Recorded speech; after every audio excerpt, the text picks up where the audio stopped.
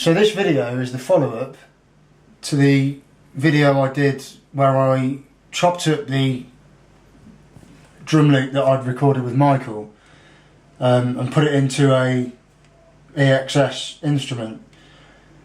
I wanted to show that you don't have to rely on sort of sampler instruments or MIDI. As another way of creating a track is to use the arrange page as your sampler. I sometimes do this because it's a way of like making a sort of audio collage, if you will. And the upshot of this is that every sample gets its own channel, which can be then processed. So yeah, I mean, this is something I'm working on. It's quite an abstract tune, but it's been arranged in the arrange page, sort of as a, like I say, as an audio collage. So to start with, I'll play you the clap, and that's just a straight clap. But notice how, like where the groove templates move things off the timeline. Notice how on this one I've manually moved it to purposely hit before the clap that's layered or the kick. I've also done the same with it here as well. You can see how that one there is purposely programmed off the timeline. So the claps for this track are made up of two. So there's the first one on its own,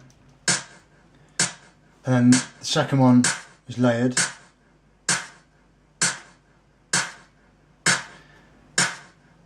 And the first clap here, as you can see, has got I've used gated reverb, which is basically just reverb with a gate, so you can control the decaying time and the tail of the reverb. So this is with the gate, and this is the reverb without the gate. And that's way too severe and it muddies up the mix. So gating the reverb has allowed me to control that tail. So the second clap layered up is that, and that adds to the high end and makes it more rounded and more rich in sort of frequency. So then here I've added some percussion, and that works as to drive the track forward. And then I've got a really trippy kind of vocal hit which comes in here.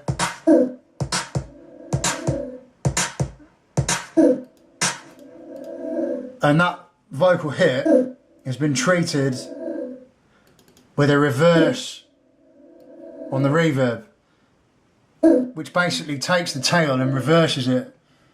So that's with the reverb, and this is dry. So dry and with. And then with the percussion and the two claps that I've talked you through.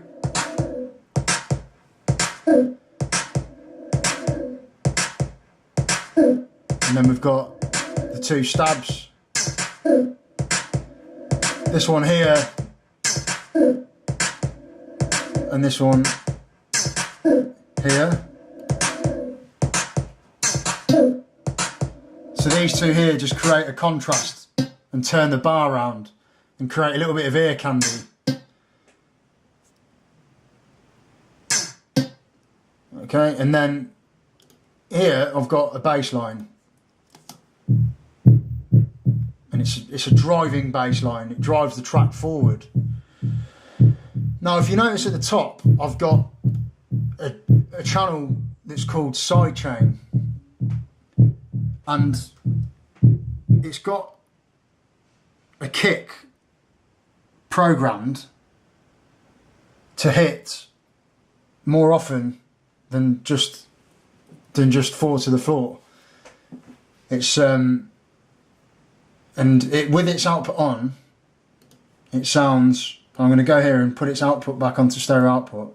If I play this,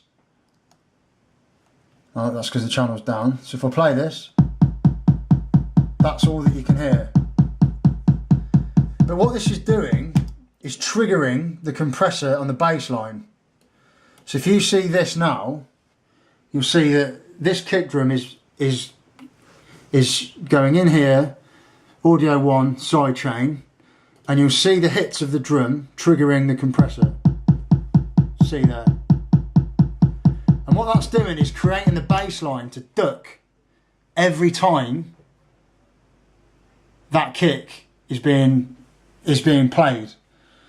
So again, I'm going to take the output off because I don't need it on. It's literally just to trigger the compressor. So no output, and there it goes, and that can now be brought down, and it still triggers. So the bass line is now ducking every time that hits, and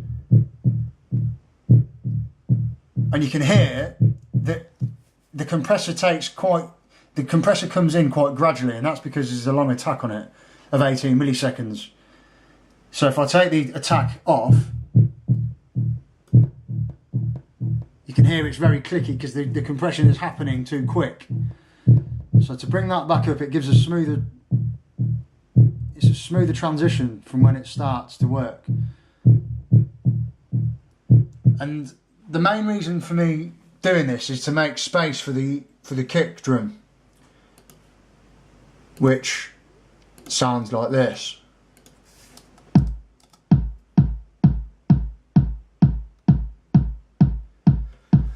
So, all in all, here we go. We'll take everything off solo, and here's the loop.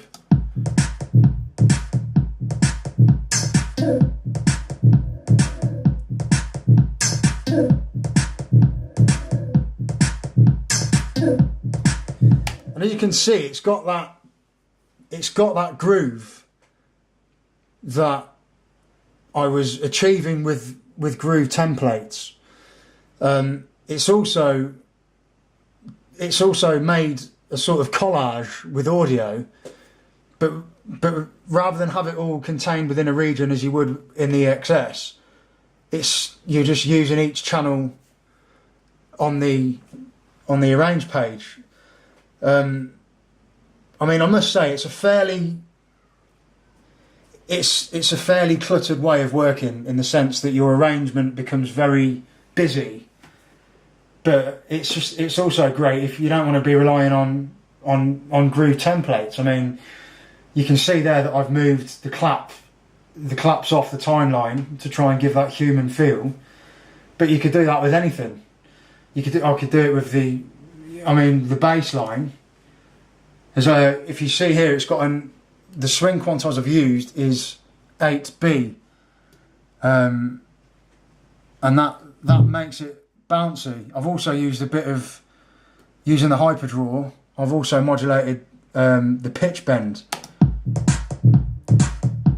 And these little modulations, just they impart groove. So yeah, that's it. That's basically another way of taking audio from different sources and gelling them together in one place and collating it all up. So I hope this was an insightful video, and hope you enjoyed watching.